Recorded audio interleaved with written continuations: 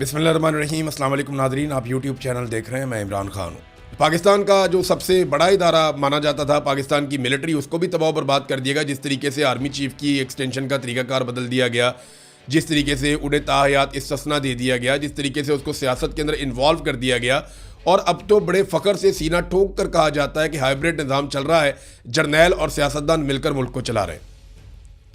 इमरान खान ने जो कहा था वो हमने होता हुआ देखा, अदलिया के साथ, पुलिस के साथ, ब्यूरोक्रेसी के साथ।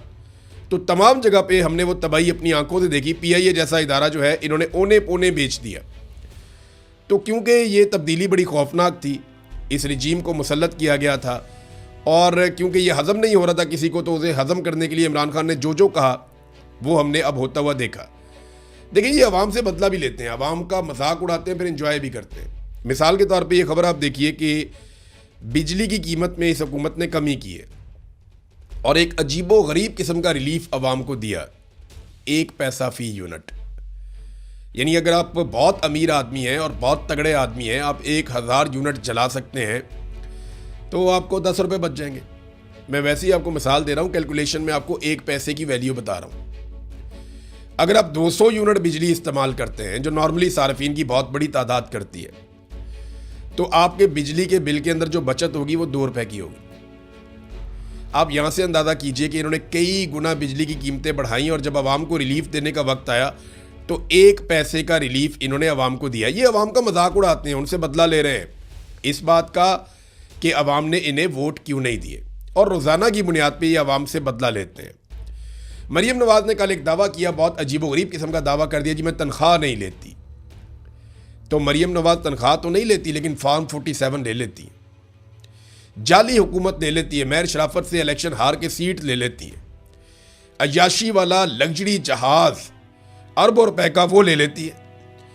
मरीम नवाज हर दिन करोड़ों रुपए का प्रोटोकॉल ले लेती है, गरीबों और मस्कीनों की बद्दुआएं ले लेती है, सरकारी खर्च पर बैरूनी मुल्क जाते हुए अपनी फैमिली, बेटी, दामाद, बेटी की सहेली और नौकरानियां और मेकअप वालियों को भी साथ ले लेती है, बस तनख्वाह नहीं लेती। अपनी काबीना और ब्यूरोक्रेट्स के लिए नई और लग्जरी गाड़ियां ले लेती है, बस तनख्वाह नहीं लेती। सरकारी फंड से अपनी और अपने वालिद की ज़ाती तशहीर के लिए अरबों रुपए के फंड ले लेती है, मगर तनख्वाह नहीं लेती। ये कौम को बेवकूफ़ समझते हैं। भाई ये जाली है हुकूमत, मेरिट की तो आप बात ही नहीं कर सकते। मैं मेरिट पे यकीन रखती हूँ, अगर मेरिट पे यकीन रखती तो आज महर शराफत MPA होता, अगर मेरिट पे यकीन रखती तो आज पाकिस्तान तहरीक इंसाफ का वजीर आला पंजाब होता। मेरिट की धज्जियां तो इस बाप बेटी ने मिलकर खुद उड़ाई हैं, और इनके चचा ने 17 सीटों के ऊपर इन्होंने पाकिस्तान में हुकूमत बनाई, और थोड़ी सी सीटें आप बढ़ा लें तो इसके साथ इन्होंने पंजाब में हुकूमत बनाई। इनको बड़ी खौफनाक शिकस्त हुई थी पंजाब के अंदर, इसके बावजूद ज़बरदस्ती इन्होंने मेरिट की खिलाफ वर्जी करते हुए हुकूमत बना ली है। नाज़रीन, ट्रंप ने कल प्रोजेक्ट फ्रीडम के खात्मे का ऐलान किया था। ट्रंप ने कहा था कि पाकिस्तान के साथ बातचीत हुई है और पाकिस्तान ने दरख्वास्त की है कई और मुल्कों के साथ मिलकर, और हमारा और ईरान का कोई मुआहदा होने वाला है, लिहाजा मैं प्रोजेक्ट फ्रीडम को इस वक्त रोक रहा हूँ। तो शहबाज शरीफ साहब तारीफ का कोई मौका जाने नहीं देते। यानी शहबाज शरीफ साहब कोई मौका ज़ाया नहीं करते कि जहाँ पे उन्हें तारीफ़ करने का मौका मिले और वो एक लम्हा भी ताख़ीर करें। सलूट ठोकने का, खुशामद करने का, जूते पॉलिश करने का शहबाज शरीफ कोई मौका अपने हाथ से जाने नहीं देते। उन्होंने फौरी तौर पे जो है वो ट्रंप के लिए स्टेटमेंट भिजवा दिया कि जनाब बहुत शुक्रिया आपका, बड़ी मेहरबानी आपकी, कमाल कर दिया आपने, और बड़ा ज़रूरतमंदाना फ़ैसला है आपका कि आपने ये जो आपका प्रोजेक्ट फ्रीडम है इसको रोक दिया हमारी दरख्वास्त के ऊपर, और फिर आगे अमन की उम्मीद कर दी। फिर फील्ड मार्शल की तारीफ़ें भी बीच में कर दी कि जनाब फील्ड मार्शल ने फ्री कैन को बिठाया टेबल के ऊपर, ये उनकी बड़ी कामयाबी है। और भाई अमेरिका को फेस सेविंग ही नहीं मिल रही, कोई दुनिया में उसको और फेस सेविंग देने को तैयार नहीं है। तो आपकी कमेटी निकल आई है कि आप ईरान के साथ, आपका एक मुल्क है और ईरान के साथ आपके ताल्लुकात हमेशा से बेहतर रहे हैं, तो उसकी वजह से अब आप फ़ायदा उठा रहे हैं, और डोनाल्ड ट्रंप भी फ़ायदा उठा रहा है। तो शहबाज शरीफ साहब ने शुक्रिया का सलूट ठोक दिया डोनाल्ड ट्रंप को, और उधर डोनाल्ड ट्रंप ने एक नया स्टेटमेंट दे दिया। डोनाल्ड ट्रंप ने जो स्टेटमेंट दिया वो ये दिया कि ईरान ने मुआहदा कबूल नहीं किया तो पहले से ज़्यादा शदीद बमबारी करेंगे। ये अमेरिकी सदर डोनाल्ड ट्रंप कह रहे हैं कि अगर उसने अमेरिका के मुजव्वज़ा मुआहदे को कबूल ना किया तो पहले से ज़्यादा तबाहकुन बमबारी की जाएगी। सोशल मीडिया नेटवर्क के ऊपर उन्होंने अपनी पोस्ट में लिखा कि फ़र्ज़ करें कि ईरान मुआहदे पर अमल करने पर रजामंद हो गया तो अमरीकी ऑपरेशन का खात्मा हो जाएगा और आबनाए हुर्मुज़ समेत तमाम सबके लिए वो खुल जाएगी। साथ ही उन्होंने ईरान को धमकाते हुए लिखा कि अगर ईरान राज़ी ना हुआ तो बमबारी शुरू हो जाएगी और अफसोस के साथ कहना पड़ता है कि इसकी सतह और शिद्दत पहले के मुकाबले में कहीं ज़्यादा होगी। ये जनाब डोनाल्ड ट्रंप साहब कह रहे हैं। अच्छा, एक स्टेटमेंट जो है ना वो अमरीकी वज़ीर दिफा पीट हेग्सेट का भी है। ये स्टेटमेंट आपको ज़रूर सुनना चाहिए, इसमें बहुत सारी खबरें हैं और इसमें आपको पता चल जाएगा कि जंग जीता कौन और हारा कौन।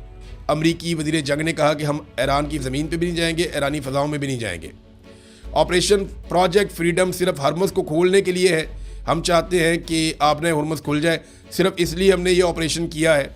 अमरीकी फ़ौज चाहती है कि हुर्मुज़ पर ईरान का गैर कानूनी कब्ज़ा ख़त्म कराया जाए। ये अमरीकी फ़ौज का इस वक्त का जो मिशन है वो ये है कि आबनाए हुर्मुज़ के ऊपर जो ईरान का एक कंट्रोल है वो कंट्रोल उनसे ले लिया जाए और ख़त्म किया जाए।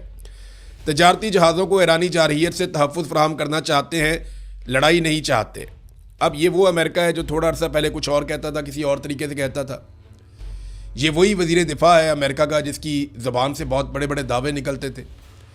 अब वो कहते हैं हम ईरान के साथ जंग करना ही नहीं चाहते, हम सिर्फ आबनाए हुर्मुज़ को खुलवाना चाहते थे। तो भाई आबनाए हुर्मुज़ तो हमेशा से खुली हुई थी, वो तो आज तक बंद ही नहीं हुई थी, वो तो कभी एक लम्हे के लिए भी बंद नहीं हुई थी।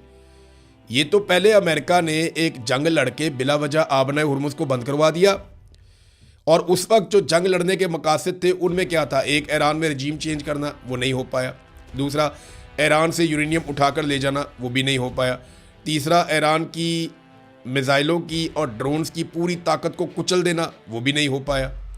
रज़ा पहलवी को ईरान में पहुंचा के वहाँ का हुक्मरान बना देना, वो भी नहीं हो पाया। तो जितना कुछ ये चाहते थे कि ईरान के साथ किया जाए, उनमें से कोई एक चीज़ भी नहीं हो पाई, बल्कि ईरान पहले से ज़्यादा शिद्दत से खड़ा हो गया, उसे अपनी ताकत का अंदाज़ा भी हो गया। उल्टा ईरान ने आबनाए हुर्मुज़ बंद कर दी। अब वो पुराने सारे मिशन छोड़ के जो आबनाए हुर्मुज़ पहले खुली हुई थी, जो अपनी बेवकूफ़ी से एक लड़ाई करवा के इन्होंने ईरान के हाथों बंद करवा दी, अब इनका वाहिद मिशन ये रह गया कि वो खुल जाए, पहले की तरह हो जाए। कि चलो ठीक है, कोई गल नहीं, वो तो मान ले, जैसे पहले था वैसे ही कर लेते हैं। तो ईरान अब उसके ऊपर भी नहीं मान रहा। इसकी ना मिसाल आप ऐसे ले लें कि जैसे एक आदमी ज़मीन पे कब्ज़ा लेने के लिए गया और वहाँ पे लड़ाई हो गई, वो आदमी वहाँ से भागा और उसके जूते वहीं पे ज़मीन पे रह गए और अब वो मुज़ाकरात इस बात पे कर रहा है कि यार कब्ज़ा नहीं देंदे, ना दो यार, मेरी जूती दे वापस कर दो। ये है सूरत हाल। अगर एग्जैक्ट मैं इसका नक्शा खींचूँ तो वो ये है कि इसराइल के कहने पे अमेरिका कब्ज़ा लेने गया था, उधर अमेरिका का जूता रह गया लड़ाई में और जूता छोड़ के ये भाग गए। अब ये मुज़ाकरात इस बात पे कर रहे हैं यार साड़ी जूती दे वापस कर दो, लड़ाई तो छोड़ो, दफ़ा करो, कब्ज़ा रहने दो। तो ये एक्चुअल सूरत हाल अब इस तरह की है। अब तक के लिए इतना ही। अपना ख्याल रखिएगा, अपने चैनल का भी। अल्लाह हाफ़िज़।